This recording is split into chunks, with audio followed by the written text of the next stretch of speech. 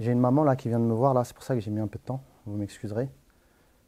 Elle m'a transmis une lettre provenant de sa fille, une de ses filles, qui vient de faire une tentative de qu'Allah lui accorde la guérison. Et cette lettre-là, elle était bouleversante. En fait, elle m'expose plus ou moins des difficultés qu'elle a vécues durant son enfance. Et forcément, le cumul de ces difficultés avec une certaine incompréhension de ce qui se joue spirituellement dans le cœur du croyant. Vraiment, la catastrophe d'aujourd'hui, c'est que je ne sais pas ce que font les musulmans en fait.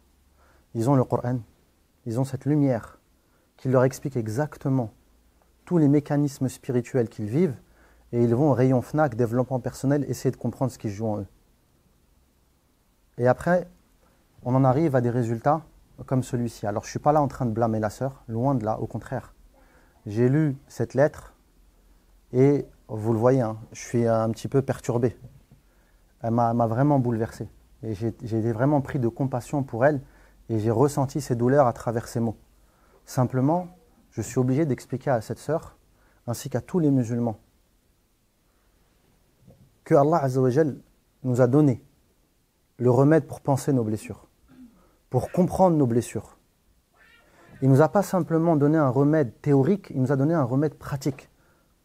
Il nous a donné un être vivant qui a marché sur cette terre comme le prophète sallallahu alayhi wa sallam et qui a incarné le Coran. Kana khuluquhu al-Qur'an. C'était un Coran qui marchait. Et vous le savez que Allah Azza wa Jalla dit dans le Coran laqad kana lakum fi rasulillah iswatun hasana. Il y a dans le prophète sallallahu alayhi wa sallam le meilleur des exemples. Pour qui? Liman kana yarjullah. Pour celui qui garde espoir en Allah. Garder espoir en Allah, liman kana yarjullah wal yawm al-akhir. Qui garde espoir en Allah et au jour du jugement dernier. Wa dhakara Allah kathira. Et qui invoque Allah Azza wa Jal énormément parce qu'il alimente cet espoir, il préserve l'espoir par le dhikr d'Allah. Ça veut dire que n'importe lequel d'entre vous, peu importe la difficulté que vous voulez, que vous vous imaginez, retournez à la vie du prophète sallallahu alayhi wa sallam et vous trouverez de quoi penser vos blessures. Moi j'invite cette sœur qui a dévoilé ses traumas d'enfance et les difficultés qu'elle a traversées, j'invite cette sœur à relire la biographie du prophète sallallahu alayhi wa sallam. Le prophète sallallahu alayhi wa sallam a vécu le plus haut degré de yutum, d'orphelinat possible. Pourquoi? Parce que lorsque son père s'est marié, son père Abdullah s'est marié avec sa mère Amina, après quelques mois de mariage, il est parti en commerce. Sans penser que sa femme, Amina, la mère du prophète Hassan, était enceinte. Et donc il est parti à Médine, visiter la famille de sa femme, et il est tombé là-bas malade. Il a été touché d'une fièvre intense, et il est mort. Ça veut dire que le prophète Hassan n'a jamais dit de toute sa vie « papa ». Il a ouvert les yeux sur ce monde qu'à côté de sa mère. Et au bout de quelques années, entre 4 et 6 ans, au bout de quelques années, sa mère, Amina, accompagnée, comme le rapporte Ibn Kathir, de Ayman, dans le Bidaya wa Nihaya, Ibn Kathir nous rapporte qu'elle a décidé d'aller visiter sa famille à Médine. Elle était à Mecca, elle a décidé d'aller visiter sa famille à Médine. Elle a traversé le désert de Médine avec son petit enfant, Muhammad sallallahu alayhi wa sallam, accompagné de Ayman, sa servante. 500 km dans le désert. Et quand elle arrive enfin à Médine, après un long séjour de voyage et dans des difficultés que seul Allah connaît, lorsqu'il rentre à Médine, sa mère lui montre la tombe de son père. Elle lui dit, voilà ton père. Et là, le prophète, il a entre 4 et 6 ans. Hein. Il se met devant la tombe et il regarde. Il s'imagine ce père qu'il n'a jamais vu. Ce père qu'il n'a jamais eu. Et il se met à pleurer, sallallahu alayhi wa sallam. Et il reste immobilisé devant la tombe de son père. Jusqu'à ce que sa mère le tire par le bras pour aller visiter sa famille. Et quand Ils finissent de visiter la famille, ils décident de rebrousser chemin. Vous savez ce qui se passe quand ils rebroussent chemin? Au bout de 150 km, sa mère, Amina, arrive dans un endroit qu'on appelle Abwa. Et qu'est-ce qui se passe? Elle s'écroule de fatigue. Elle tombe. Pendant qu'elle tombe, Ayman essaye de la redresser et elle lui dit qu'une seule chose. Elle lui tend ses mains pour lui dire « Ramène-moi mon fils, je vais partir ». Le prophète, il a 4 à 6 ans. Il est dans les bras de sa mère qui est en train de mourir. Elle lâche ses derniers souffles et il la voit mourir devant ses yeux. Un corps inerte sous le soleil brûlant du désert d'Arabie. Et là, qu'est-ce qui se passe? Il enterre sa mère. Une servante âgée, faible, un petit garçon, faible, il passe des jours à creuser la tombe de sa mère. Vous me parlez de trauma? Vous me parlez de difficultés? Sallallahu alayhi wa sallam. Au moment où ils enterrent leur mère et qu'ils commencent à se rediriger vers Mecca, le prophète me dit quoi? Ma mère, ummi, ummi, ma mère, on la prend avec nous. Il ne comprenait pas ce qui se passait. Il arrive à Mecca. Ayman se dirige directement vers son grand-père. Elle toque, il ouvre la porte, il voit son petit-fils, il voit la servante et il demande où est la mère? Où est la mère? Et là, elle lui dit, elle est morte. Et là, il prend le prophète, il le serre dans ses bras et lui dit, tu es mon fils, tu es mon fils. Ce grand-père va lui donner l'amour d'un père. Sauf que là, le prophète, il a 6 ans plus ou moins. Au bout de 2 ans, il repère de nouveau son grand-père. Vous imaginez, vous? 8 ans. Il n'a pas vu son père. Il a enterré sa mère de ses propres mains et il vient de perdre son grand-père, celui qui s'était substitué à son père. Ayman, quand elle vient le récupérer, elle le trouve sur le lit de son grand-père en train de pleurer. Sallallahu alayhi wa sallam.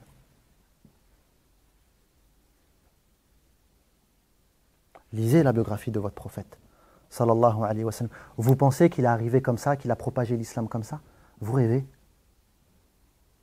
Il a eu 7 enfants. 7 ou non? Il a eu 7 enfants. Il en a enterré 6. 6 enfants, il les a enterrés. Le premier enfant qu'il a eu, le premier garçon qu'il a eu, Al-Qasim ibn Muhammad, Khadija, radiyallahu anha, elle n'a pas fini de l'allaiter qu'il a perdu la vie. 1 an plus tard, il réenterre de nouveau son deuxième fils, Abdullah. C'est quoi ça? Vous savez ce que c'est perdre un enfant en bas âge? Enterrer son fils, sans parler de toutes ces filles qu'il a enterrées. Zaynab, Ruqayya, Kulthum. Sallallahu alayhi wa sallam. Mais qu'est-ce que le prophète avait et que nous n'avons pas? Il avait la foi en Allah Azza wa Jal. Il comprenait que tout ça était une éducation. Qu'est-ce qui fait que le prophète avait cette miséricorde? Qu'est-ce qui fait qu'il était le plus miséricordieux des miséricordieux? Qu'est-ce qui fait qu'il avait cette compassion? Qu'est-ce qui fait qu'il connectait avec les gens? Qu'est-ce qui fait que la servante méprisée, l'esclave que personne ne regardait, pouvait venir le prendre par son bras et faire le tour de la ville et il la suivait? Alors qu'il dirigeait la péninsule arabique. Qu'est-ce qui fait que le prophète, alors qu'il était richissime, il vivait la vie d'un pauvre? Et il voulait rester avec les pauvres, il voulait vivre avec les pauvres, il avait de la compassion envers eux. Et on disait de lui, il donnait comme une personne qui ne craint pas la pauvreté. Parce qu'Allah l'a éduqué. Allah, il l'a aimé. Et il l'a éduqué comment? Par des épreuves terribles. Quand Allah il t'aime, il t'éprouve. Certains pieux prédécesseurs disaient, lorsque une année s'écoulait sans que je sois éprouvé dans ma santé et dans mon argent, je savais qu'Allah était en colère contre moi.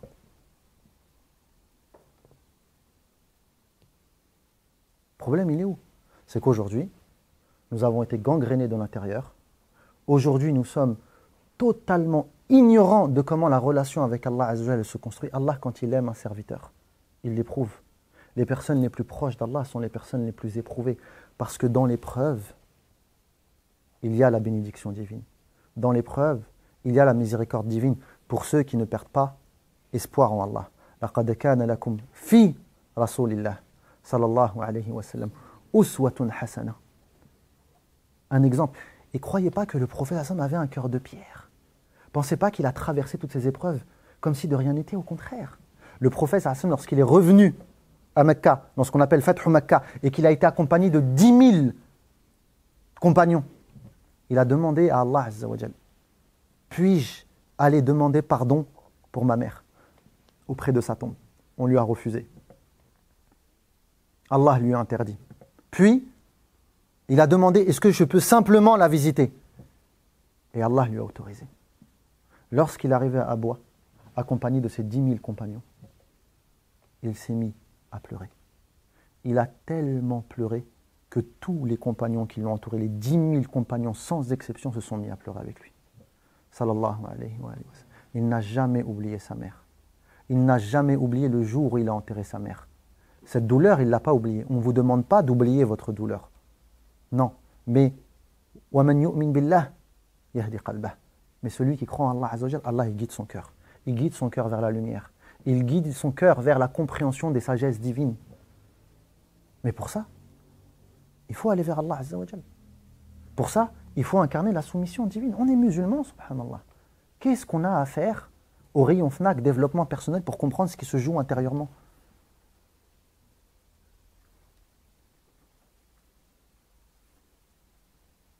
Donc moi j'invite ma sœur ainsi que toutes les personnes qui sont éprouvées, la sœur qui a écrit cette lettre-là, ainsi que toutes les sœurs qui sont éprouvées et tous les frères qui sont éprouvés, je vous invite à comprendre la nature de votre relation avec Allah Azza wa Jal. Je vous invite à lire la biographie du prophète sallallahu alayhi wa sallam pour que vous compreniez que peu importe la difficulté que tu vis, peu importe la souffrance que tu vis, peu importe l'épreuve qui t'atteint, tu la trouveras dans la biographie du prophète sallallahu alayhi wa sallam. Et tu comprendras comment il l'a dépassé, comment il l'a surpassé. Et qu'une personne, peu importe ce qu'elle vit, parce que tu ne seras jamais aussi éprouvé que le prophète sallallahu alayhi wa sallam, peu importe l'épreuve qui te touche, le prophète sallallahu alayhi wa sallam était l'homme le plus heureux, l'homme le plus béni. Il n'a pas traversé cette dunya, il l'a survolée, parce qu'il avait Allah à ses côtés. Et celui qui a Allah à ses côtés, il a tout. Et celui qui n'a pas Allah à ses côtés, il n'a rien. Et ça, nous musulmans, on ne l'a pas encore saisi. On ne l'a pas encore compris. Donc excusez-moi, si je viens aujourd'hui, j'aurais voulu venir avec le sourire, vous rencontrer.